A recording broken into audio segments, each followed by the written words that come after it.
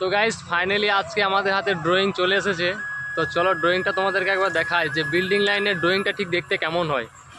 যারা মানে বিল্ডিং লাইনে কাজ করেছে তারা কিছুটা বুঝতে পারবে, যারা বিগত 3 বছর 4 বছর ধরে যারা বিল্ডিং লাইনে কাজ করেছে বা সিভিল লাইনে কাজ করেছে তারা বুঝতে পারবে যে ড্রয়িংয়ের ডিটেলসটা কি হয় আর রডের ভাগ।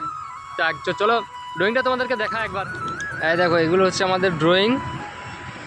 এদিকে আমাদের নারদা দেখছে ফরম্যান সাইড পিএম, এদিকে আছে আমাদের ফরম্যান বিজয় দাস, না সরি বিজয় মণ্ডল।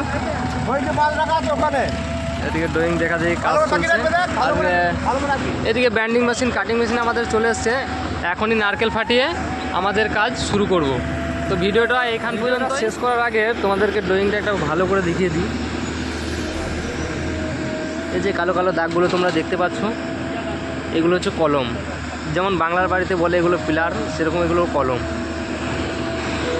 আরও রয়েছে এদিকে একটা দুটা, আরও রয়েছে এখানে তোমাদেরকে এই ছোটো যে ড্রয়িংটা তোমরা দেখতে পাচ্ছ এখানে আছে রডের ডিটেলস। এগুলো হচ্ছে কলম নাম্বার, এই যেমন লেখা আছে CX1 CX5, এগুলো হচ্ছে কলম নাম্বার। এগুলো হচ্ছে ইঞ্চির মাপ, 15 ইঞ্চি বাই 15 ইঞ্চি সাইজ কলম। আর এটা হচ্ছে রডের 16 রড 4 পিস আছে, যেমন এটা 12 রড 4 পিস আছে, 8টা টোটাল রড যাবে একটা কলমে। এগুলো হচ্ছে রডের সেন্টার L/4, ঠিক আছে। এটা হচ্ছে রেস্ট L/4 এর রেস্ট, যেটা এটা হচ্ছে রিংয়ের কেজ।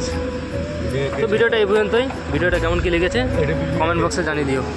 আর এটা হচ্ছে বিল্ডিংয়ের ক্যাচ, বিল্ডিংটা কেমন যাবে।